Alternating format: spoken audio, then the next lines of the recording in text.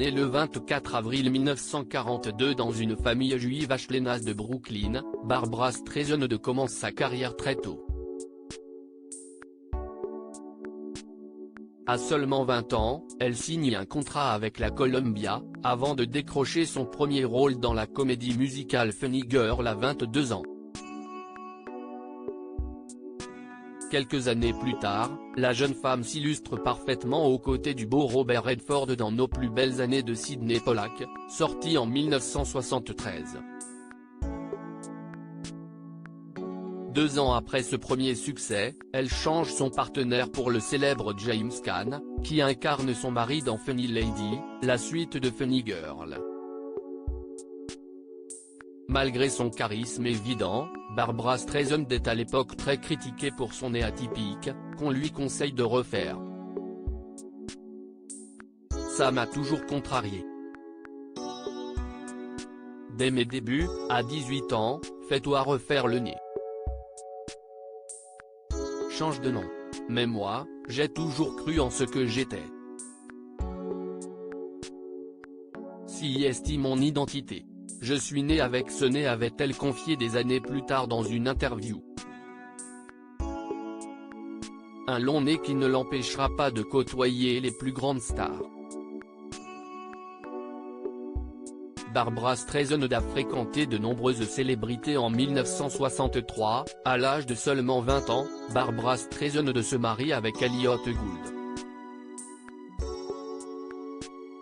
De leur union naît un garçon, Jason Emmanuel Gould.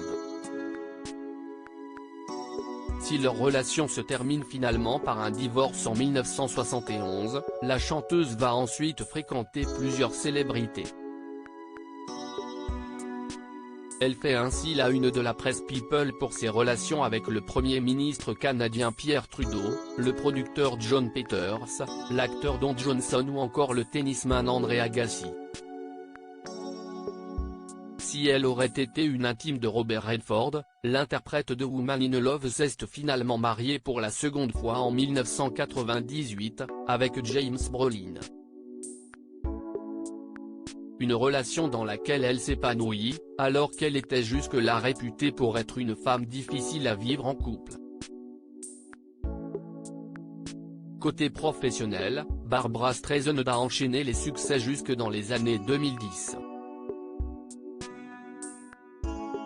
Tout au long de sa carrière, elle a vendu plus de 71 millions d'albums. Son dernier album, Walls, est sorti en 2018.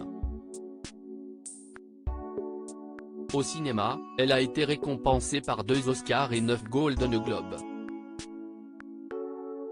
Sa dernière apparition à l'écran remonte à 2012 dans le film Maman, j'ai raté ma vie. Depuis, la belle blonde est devenue beaucoup plus discrète, se faisant remarquer lors de rares apparitions comme pour l'anniversaire de Jennifer Aniston ou lors de sorties avec son mari.